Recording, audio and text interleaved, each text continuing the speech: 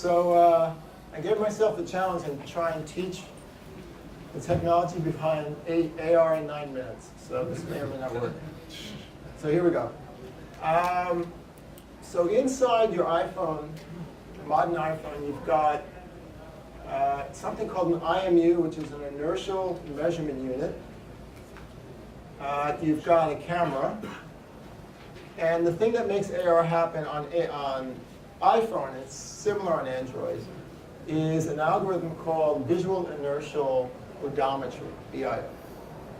And it basically takes these two separate elements and marries them together, and that's how you get tracking, object recognition, combined with being able to move around an object. So first we're going to talk about the gyro. I had a little picture of My Little Pony. But, you know, this is probably what you think of as a tuning fork. It's actually inside your device. This is actually 2 tuning forks on a chip, and it's actually the diameter of a human hair. And so this, the way it works is, these are oscillating all the time. Right now on your phone, you've got a little gyroscope and 2 tuning forks. They're oscillating back and forth. So just keep that in your mind. So it's going to get a little mathy, but I'm not really going to get really mathy because I know you probably don't want to do that. So they're oscillating back and forth. And there's a phenomenon that if you take a tuning fork and it's shaking and you rotate it, it generates a force. And that's called the Coriolis effect or Coriolis force. And that force is proportional to the amount of rotation about the axis. So here's a little chart. So it's oscillating in this direction. You rotate it in this direction, it generates a force orthogonal to those guys. It's a fancy word, it's normal, orthogonal. So that's one axis of rotation. What I'm getting at is to orient something, you have three angles of rotation, roll, pitch, yaw. So you need a gyroscope that are perpendicular to each other inside your device to measure each of those angles. So that gets us, this gets me rotation. And this is just a little visual aid. You know, when you're in the plane, you're freaking out during turbulence, it's doing all this kind of stuff. This is cool. Okay, so this is a visualization for the accelerometer. Again, it's the size of a human hair. I don't know how they do this stuff. I don't know where they get the hair to do this stuff, but it's really small. But the idea is there's a little mass above the surface of your phone that is suspended by these springs. And so if you just take it, there's an API called Core Motion. I think it's still called Core Motion. And if you just log the output, it'll show you it's measuring gravity. And so you measure that. Again, you have 3 accelerometers for 3 positions. And that's measuring acceleration. You say, well, how do you get position? What we want is the position and orientation. Acceleration is not the same thing as position. Well, acceleration is the derivative of velocity. The velocity is the derivative of position. So what you do is you take the acceleration value and you integrate it twice. And you just learn calculus in my little talk here about derivatives and integration there. See what I did there? So now I have x, y, z. I have roll, pitch, yaw. Why am I doing this? Why am I talking about human hairs and all this sort of stuff? Well, what you're using it for is when we do AR, we've got our device, and we're looking through a viewfinder. We're superimposing something digital on top of the world. To render that, to present it overlaid on top of your display, you need a little rendering system, a little camera. So what you're doing is you're actually positioning and posing a CG camera behind the actual physical camera. So there's sort of 2 cameras going on at the same time. And all this information is just required to get the camera where I want. So when I'm looking through it, it's exactly behind the viewfinder. Okay? So that's called the IMU. That's the IMU side.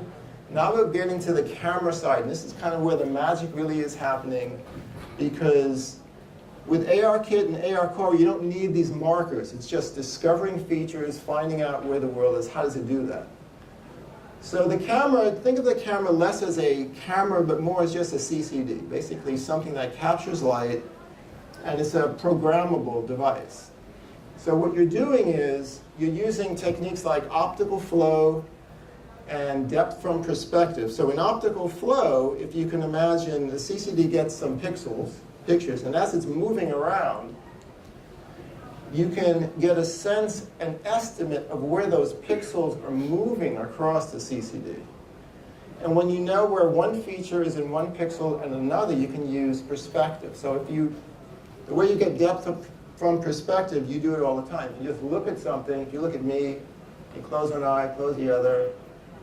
There's a disparity in distance. We can figure out depth because of that. And that's exactly what we do with one camera. And it's actually kind of cool, because the way it does with one camera is when you're holding it, it's noticing these little jiggles with your device. So it doesn't need you don't need binocular cameras, you just need little motions, and everything is doing these estimates. It's figuring out, oh, I saw this feature in this location. I saw the same one in this location. I know the specs of my camera. I can estimate distance. So that gets me the position of something with respect to the camera. I know where the camera is in the world because of the IMU. I can find out where that object is with respect to the world using matrix concatenation. And this is taken from, ARKit was introduced this summer. It was at WWDC, which is the Apple Developer Conference. And this is a visualization of the whole system kind of working. So what you're doing is these little charts are where the world has been recognized, and it plunks down sort of a little plane to sort of indicate, okay, here's a part of the world, I know where it is. And if you do that on top of a table, for example, you have a chunk of the world in the coordinate system of the camera, and it will look like it's on top of the table, and you can put little dancing stormtroopers or armies of My Little Ponies. The recognition piece is all camera stuff. The orientation stuff, which isn't particularly kind of new, this has been, these gyros and accelerometers have been in these phones for like a few years. But it's this visual inertial odometry that brings it all together and synthesizes these two pieces. It's doing estimation, it's doing error correction all the time. And this is just, this either will confuse you or help you, but I think of the IMU just taking care of putting the camera somewhere in the world. So it basically, you launch your app, it starts a little local coordinate system. It's moving around in a coordinate system. What the VIO stuff, the optical stuff, does is kind of figure out where things are with respect to the camera. And these are really two separate things.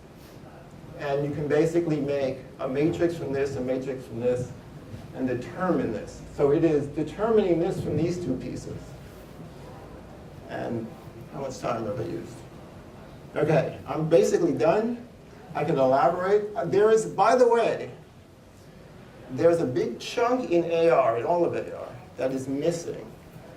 And I'm giving a talk later today at, I think it's 3:20, where I'm going to get into sort of the missing back end for AR. AR right now is a very local phenomenon. Each one of you running your little AR apps, you create little local coordinate systems. If AR is going to be kind of like a Google Maps, we need an entire coordinate system for the whole planet. I'm going to talk about that in 2:20. But I'm done.